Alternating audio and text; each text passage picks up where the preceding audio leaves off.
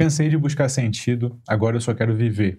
Eu quero refletir sobre a exaustão de estudar, de buscar, inclusive de refletir, de pensar sobre filosofia que acomete todo mundo que gosta de filosofia, que se dedica ao conhecimento de ciência, de filosofia, da diversidade da produção intelectual humana, mas chega um tempo que cansa. E se você estiver cansado disso tudo, o que você faz? Vamos refletir sobre isso? Meu nome é Vitor Lima. Eu sou seu professor de filosofia de hoje e de sempre. E isto aqui não é filosofia.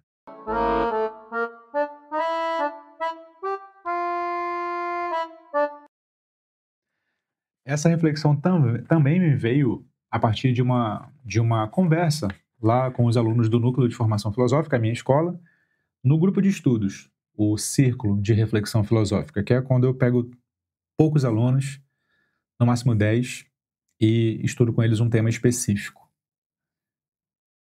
E uma das coisas que veio no encontro final, que era um encontro justamente de balanço, né, de todos os encontros, foi a seguinte: professor, eu estou cansado de buscar. E ele já era mais velho, não idoso, mas mais velho, e passou a vida inteira buscando na yoga, buscando nas tradições orientais, ocidentais. Uma pessoa muito culta. E falou assim: cansei. E eu falei: porra, eu entendo exatamente o que você está falando, porque eu passo por isso também. E eu queria fazer essa reflexão agora com você. Quero fazer em 3 momentos, tá? Primeiro eu quero trazer uma reflexão do Marco Aurélio, que fala mais ou menos sobre isso. Segundo, eu quero compartilhar com você a minha experiência com produções filosóficas como um todo e o quanto de algumas eu não gosto. E em terceiro lugar, eu quero falar sobre o último aforismo do livro do Manual de Epiteto, escrito pelo Flávio Arriano. Então vamos começar pelo Marco Aurélio. O Marco Aurélio diz aqui no primeiro livro, né, das Meditações, que é um livro em que ele fala sobre as pessoas que foram influentes em sua vida. E aí, a última pessoa sobre a qual ele fala é esta: dos deuses recebi bons avós, bons pais, uma boa irmã, bons mestres, bons serviçais. Dos deuses. São os deuses que ele fala no final. E aí no final desse final, ele fala assim, ó: foi graças aos deuses que quando comecei a me ocupar de filosofia, não topei com algum sofista, nem despendi muito tempo lendo tratados, analisando silogismos, nem me detendo no estudo de corpos e fenômenos celestes. Com efeito, tudo isso não poderia ter existido sem o auxílio dos deuses e contribuição da sorte. Então veja, foi graças aos deuses que não comecei a me ocupar da filosofia, que quando comecei, não topei com algum sofista, nem despendi muito tempo lendo tratados, analisando silogismos, nem me detendo no estudo dos corpos e fenômenos celestes. Ou seja, foi graças aos deuses que eu não perdi meu tempo lendo, ao invés de vivendo. Essa é uma preocupação muito grega, eu diria, mas especialmente estoica. Mas ela também está presente no Sócrates. Porque veja você, o Sócrates, que é o mestre do Platão, que é mestre do Aristóteles, acompanha a tríade dos filósofos gregos, né? Sócrates, Platão e Aristóteles, os clássicos gregos. O Sócrates não escreveu nada. E ele não escreveu nada por deliberação. Como é que ele filosofava? Ele filosofava agindo, indo à ágora, indo à praça pública, indagando as pessoas ali, e a partir dessa indagação, ele filosofava. Sócrates vivia. O Sócrates é conhecido como o grande modelo de filósofo, não porque ele se doutorou em filosofia, mas porque ele ia filosofar. Percebe? O estoicismo toma o Sócrates como um grande exemplo. Aliás, nesse mesmo livro 1, deixa eu buscar aqui, ele menciona explicitamente o Sócrates aqui. Ele menciona o Sócrates como alguém que precisa servir de modelo de conduta. Aqui, ó. Ele poderia aplicar o que é lembrado com referência a Sócrates, pois sabia se privar e fruir daquilo diante de cuja carência a maioria das pessoas se debilita, e cuja fruição a torna destituída de moderação. Conservar-se forte e constante na trilha da moderação e da sobriedade em todas as situações é marca de um homem possuidor de uma alma íntegra e imbatível. O Sócrates é considerado esse sinônimo de moderação, de integridade, de sobriedade, portanto, como modelo de comportamento. Comportamento. Quando a gente fala que a gente está cansado de buscar, é porque a gente está querendo viver. É porque a gente está querendo praticar. É porque a gente está querendo vivenciar. E não só saber o que fulano disse, o que o filósofo de tal disse. Eu sempre bato nesse ponto. Uma das minhas crenças fundamentais aqui no Núcleo de Formação Filosófica, que é a minha escola, mas no Isto Não é Filosofia como um todo, é dane-se o filósofo. É uma frase provocativa, assim, de propósito, e ela quer dizer o seguinte: saber o que o filósofo disse é essencial, como parte do processo. O método TEA, que é o método a partir do qual eu organizo a minha escola, o núcleo, ele compreende a função de compreender o filósofo, ele abarca a função de compreender o filósofo. T significa o Taumatzen, que é a abertura, o E significa Epoché, que é a suspensão do juízo, e o A significa Aufhebung, que é a negação, conservação e elevação. Você primeiro se abre, suspende o juízo, investiga, depois você se posiciona. Essa Epoché, suspensão do juízo e investigação, é justamente o momento em que você compreende o filósofo. Compreende o que de fato ele quis dizer, e não os preconceitos que você quer colocar nele. Então é essencial para mim, para minha escola, para o modo como eu entendo filosofia, que você entenda o filósofo. Mas por que ainda assim eu digo dane-se o filósofo? Porque no final das contas, não importa entender. No final das contas, importa modificar a sua vida. Né? Você se posicionar, você pensar. Pensar por conta própria, como eu digo, o que não significa pensar de modo original, no sentido de que nunca antes ninguém pensou. Pensar por conta própria significa pensar a partir de referências também, seja para negá-las, para conservá-las ou para ir além delas. Então, pensar por conta própria não é negar que você parte de referências, é partir das referências. Dane-se o filósofo, ou seja, o que importa não é saber, decorar, adquirir repertório para arrotar repertório por aí, mas é, de fato, agir. Isso, eu tenho Sócrates comigo, eu tenho os estoicos comigo, eu tenho toda uma tradição da filosofia comigo. E é por isso que eu vou para a parte 2 do que eu penso. E a parte 2 do que eu penso é esse intelectualismo de performance, que tem a ver com esse cansaço de buscar, de decorar, de adquirir repertório. O que é o intelectualismo de performance, segundo eu penso? Eu vou pegar um exemplo, tá?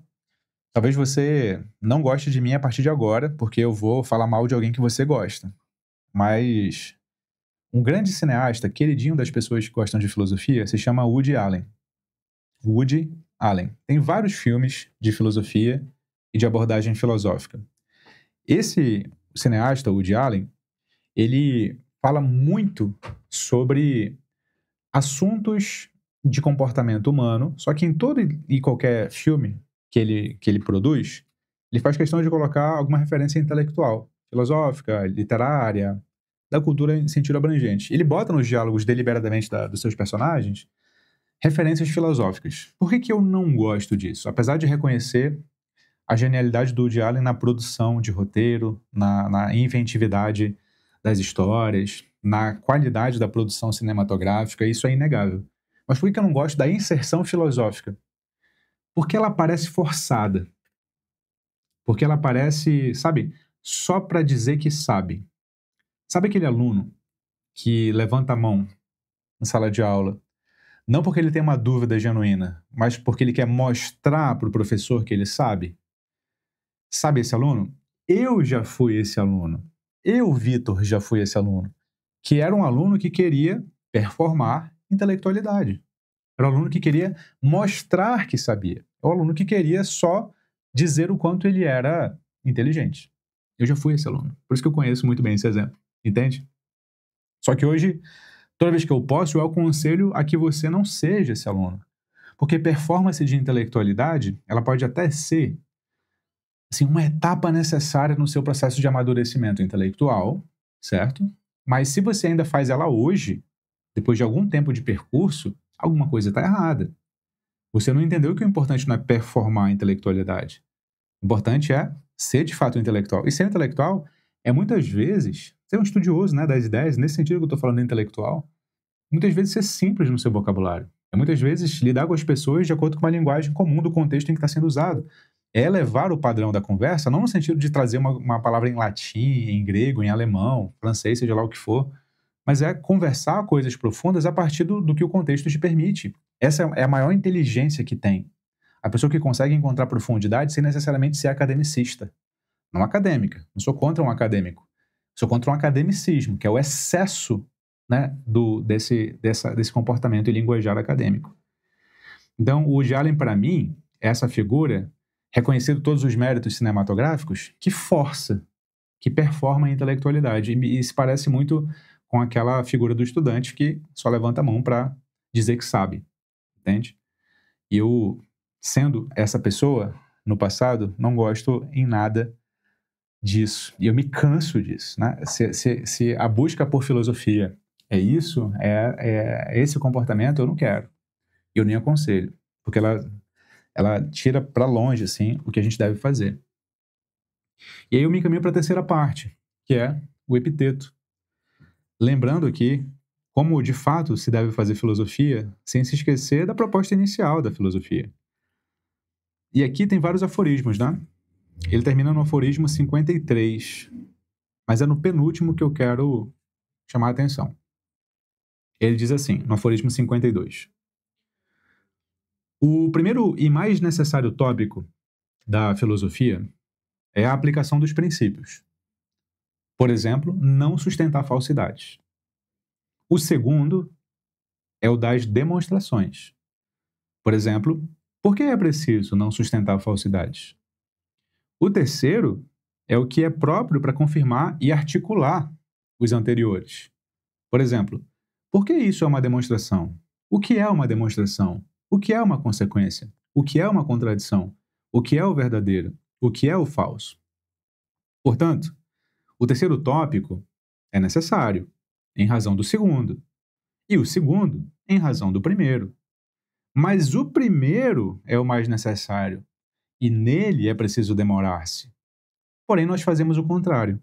No terceiro, despendemos nosso tempo, e todo o nosso esforço é em relação a ele. Do primeiro, descuidamos por completo.